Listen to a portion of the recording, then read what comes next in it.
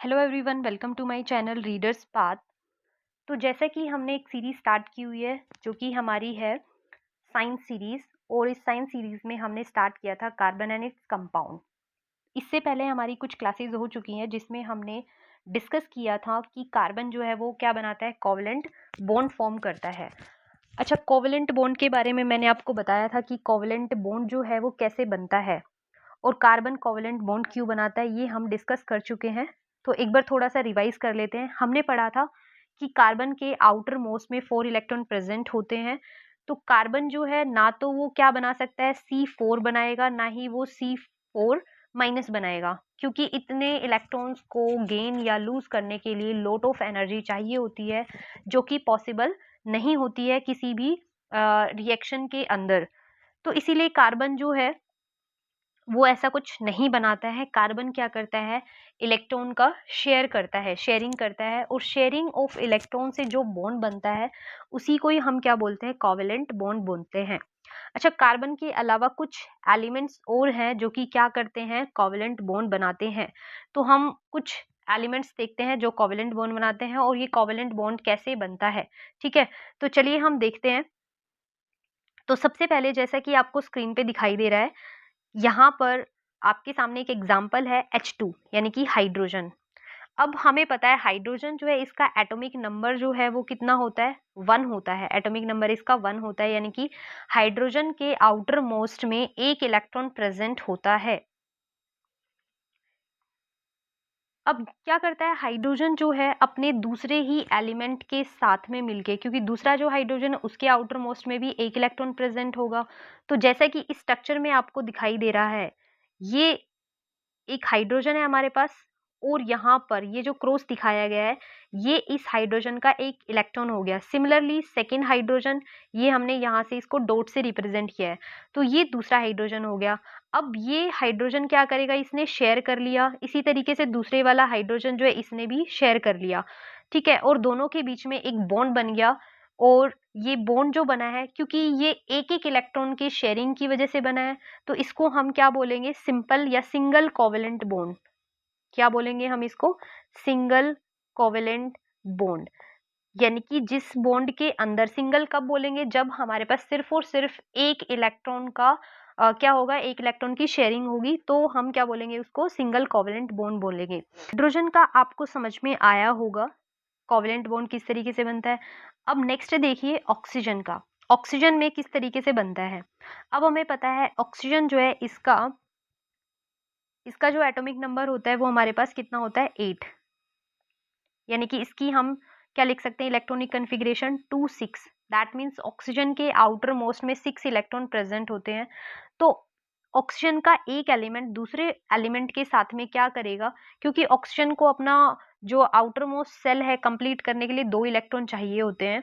तो क्या करेगा, ऑक्सीजन अपने दूसरे ही ऑक्सीजन के साथ में शेयरिंग करेगा इलेक्ट्रॉन की, और दोनों आपस में मिलके क्या करेंगे, यहाँ पे आप देख सकते हो इस ऑक्सीजन के आउटर मोस्ट में 6 इलेक्ट्रॉन है। ठीक है, यहाँ पर आपको दिखाई दे रहे होंगे ये 6 इलेक्ट्रॉन है। सिमिलरली दूसरी वाली जो ऑक्सीजन है इसके भी आउटर मोस्ट में 6 इलेक्ट्रॉन प्रेजेंट है। अब ये दो दो हमने यहाँ पर इस तरीके से शो किए हैं जिससे ये पता चले कि ये वाली जो एक ऑक्सीजन का एटम है ये भी क्या कर रहा है, 2 इलेक्ट्रॉन का शेयर कर रहा है। दूसरी वाली जो ऑक्सीजन है ये भी क्या कर रही है, 2 इलेक्ट्रॉन को शेयर कर रही है, और दोनों के बीच में क्या बन जाएगा, एक कोवेलेंट बॉन्ड बनेगा। अब क्योंकि यहाँ पर 2 इलेक्ट्रॉन शेयर हो रहे हैं तो यहाँ पर कैसा कोवेलेंट बॉन्ड बनेगा, डबल कोवेलेंट बॉन्ड। ठीक है, कैसा कोवेलेंट बॉन्ड बनेगा, डबल। एक होगा हमारे पास सिंगल कोवेलेंट बॉन्ड, ये बन जाएगा डबल कोवेलेंट। अच्छा, सिंगल को हम कैसे रिप्रेजेंट करते हैं, एच एच के बीच में हमें दिखाना है तो इस तरीके से हम एक लाइन से इसको शो करेंगे, सिंगल लाइन से। अगर हमें डबल को दिखाना है तो डबल हम कैसे दिखाएंगे, ओ और ओ के बीच में यहाँ पर हम डबल लाइन दिखाएंगे, 2 लाइन दिखाएंगे। इससे ये हमें क्या पता चल रहा है कि ऑक्सीजन ऑक्सीजन के बीच में कैसा बॉन्ड प्रेजेंट है, डबल कोवेलेंट बॉन्ड प्रेजेंट है। तो ये आपको डॉट स्ट्रक्चर समझ में आया होगा, क्योंकि आपके एग्जाम में पूछ सकता है कि इलेक्ट्रॉनिक डॉट स्ट्रक्चर, आप इस किसी कोई भी आपको एलिमेंट दे देगा उसका, उस एलिमेंट का आपसे, तो ये इलेक्ट्रॉनिक डॉट स्ट्रक्चर जो है एग्जाम में आपसे पूछा जा सकता है। एग्जाम में आपसे क्या दिया जाएगा, कोई भी एलिमेंट देगा और उसका इलेक्ट्रॉनिक डॉट स्ट्रक्चर आपसे पूछेगा। तो चलिए नेक्स्ट चलते हैं आगे। अब क्या करना है आपको, मैं यहाँ पर एक टास्क दे रही हूँ, आपको करना है इलेक्ट्रॉनिक डॉट स्ट्रक्चर लिखना है N3 का। तो इलेक्ट्रॉनिक डॉट स्ट्रक्चर आप लिख के देखेंगे N3 का। आपने ट्राई करके देखना है कि क्या आप N3 का डॉट स्ट्रक्चर लिख पा रहे हैं या नहीं लिख पा रहे हैं, ठीक है। इसके लिए मैं आपको बता देती हूँ, N3 जो है नाइट्रोजन, इसका जो आपके पास में एटॉमिक नंबर होता है वो कितना होता है 7, और इसकी हम इलेक्ट्रॉनिक कन्फिग्रेशन क्या लिखेंगे 2 5, यानी कि इसके आउटर मोस्ट में कितने इलेक्ट्रॉन प्रेजेंट है 5 इलेक्ट्रॉन प्रेजेंट है।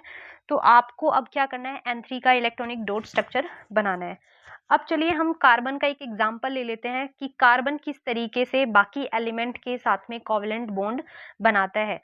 तो जैसा कि आपको ये स्ट्रक्चर में दिखाई दे रहा है, यानी कि ये जो C4 है, यानी कि CH4 जो है, ये हमारे पास क्या होती है मीथेन होती है। अभी जब हम कार्बन के बारे में आगे पढ़ेंगे तो हम उसका नोमेनक्लेचर भी पढ़ेंगे, कार्बन की नेमिंग के बारे में देखेंगे कि कार्बन अगर किसी कार्बन जो है हाइड्रोजन या किसी अदर एलिमेंट के साथ में जुड़ा हुआ है तो उसकी नेमिंग हम किस तरीके से करते हैं, क्योंकि आपके एग्जाम में नेमिंग भी पूछ सकता है कि कोई भी आपको एक फॉर्मूला दे देगा और उसका आपसे नाम पूछा जाएगा, ठीक है। तो वो हम आगे पढ़ेंगे। तो अभी हम देखते हैं CH4। तो ये CH4 जो है ये कैसे बनता है, यानी कि इसके बीच में 4 कोवेलेंट बॉन्ड यहाँ पर बन रहे हैं। तो चलिए अब हम देखते हैं किस तरीके से। अब यहाँ पर देखोगे हमने पढ़ा है कार्बन के आउटर मोस्ट में कितने इलेक्ट्रॉन प्रेजेंट होते हैं 4 इलेक्ट्रॉन प्रेजेंट होते हैं। तो ये क्रॉस से आप देख सकते हो कि ये कार्बन के 4 इलेक्ट्रॉन यहाँ पर दिखाए गए हैं। इसी तरीके से हाइड्रोजन के आउटर मोस्ट में 1 इलेक्ट्रॉन होता है, तो यहाँ पर हमने एक एक इलेक्ट्रॉन जो है वो रिप्रेजेंट कर दिया। अब क्या करेगा हाइड्रोजन जो है इस तरीके से एक शेयरिंग कर लिया, हाइड्रोजन के आउटर मोस्ट में 2 कंप्लीट हो गए, नोबल गैस कन्फिग्रेशन इसको मिल गया है। इसी तरीके से ये वाला हाइड्रोजन भी शेयरिंग कर लेगा कार्बन के एक एक इलेक्ट्रॉन को, ठीक है। तो ये यहाँ पर शेयरिंग हो गई। अब कार्बन क्या करेगा, 4 तो इसके और चारों हाइड्रोजन से इलेक्ट्रॉन को शेयर करेगा इस तरीके से। तो यहाँ पर हमें पूरा ये एक सर्किल बना के दिखाना है। इसके अंदर टोटल कितने इलेक्ट्रॉन आने चाहिए 8 इलेक्ट्रॉन होने चाहिए, ठीक है। क्योंकि 4 तो कार्बन के पास होते हैं, कार्बन को अपनी जो स्टेबिलिटी है वो कैसे मिलेगी, 4 और इलेक्ट्रॉन इसके पास में होने चाहिए, तब क्या होगा स्टेबिलिटी इसके पास में आएगी। तो यहाँ से हम देखेंगे कि कार्बन के आउटर मोस्ट में अब कितने इलेक्ट्रॉन हो चुके हैं, यहाँ से 2, यहाँ से 2, यहाँ से 2, यहाँ से और 2 यहाँ से, यानी कि ये कंप्लीट कितना हो गया 8 हो गया। तो हम देख सकते हैं इस तरीके से यहाँ पर इनके बीच में सिंगल कोवेलेंट बॉन्ड बन गया, क्योंकि एक एक इलेक्ट्रॉन की शेयरिंग हो रही थी। तो यहाँ पे अब क्या बन गया हमारे पास में सिंगल कोवेलेंट बॉन्ड बन चुका है। ये जो स्ट्रक्चर है इलेक्ट्रॉनिक डॉट स्ट्रक्चर है किसका CH4 का, यानी कि मीथेन का इलेक्ट्रॉनिक डॉट स्ट्रक्चर है ये, ठीक है। चलिए अब हम नेक्स्ट चलते हैं आगे। आई होप आपको इलेक्ट्रॉनिक डॉट स्ट्रक्चर जो है वो लिखना आया होगा। अगर मैं आपको किसी और एलिमेंट का इलेक्ट्रॉनिक डॉट स्ट्रक्चर लिखने के लिए देती हूँ तो आप लिख पाएंगे इलेक्ट्रॉनिक डॉट स्ट्रक्चर जो है। चलिए अब आगे चलते हैं। अब हम देखते हैं कार्बन के कुछ एलोट्रोप्स। तो जैसा कि आपको यहाँ स्क्रीन पे दिख रहा होगा कार्बन के एलोट्रोप्स। अच्छा, एलोट्रोप मतलब समझेंगे थोड़ा सा क्या होता है कि हमारे पास एलिमेंट तो कार्बन ही रहता है, लेकिन क्योंकि कार्बन जो है अपने आप को अलग अलग तरीके से अरेंज करता है, अरेंजमेंट उसकी डिफरेंट डिफरेंट हो जाती है।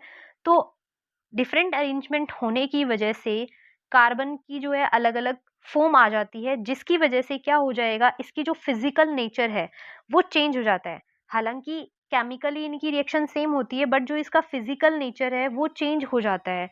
तो फिजिकल नेचर चेंज होने की वजह से और इसका जो स्ट्रक्चर है यानी कि अरेंजमेंट कार्बन की आप देख सकते हो, जैसा कि इस पिक्चर में दिखाया गया है। ग्रेफाइट में जो अरेंजमेंट है आपको इस तरीके से दिख रही होगी, डायमंड में कुछ इस तरीके की स्ट्रक्चर होती है, और जो फुलरिन है उसमें कुछ इस तरीके की स्ट्रक्चर होती है। अच्छा, ये जो स्ट्रक्चर ये बोल बोल आपको दिखाई दे रही है, यहाँ पर क्या है कार्बन प्रेजेंट है, हर कॉर्नर पे आपको यहाँ पर कार्बन दिखाई देगा। कार्बन की एक प्रॉपर्टी होती है, कार्बन जो है अपने ही एलिमेंट के साथ भी बॉन्ड बना सकता है।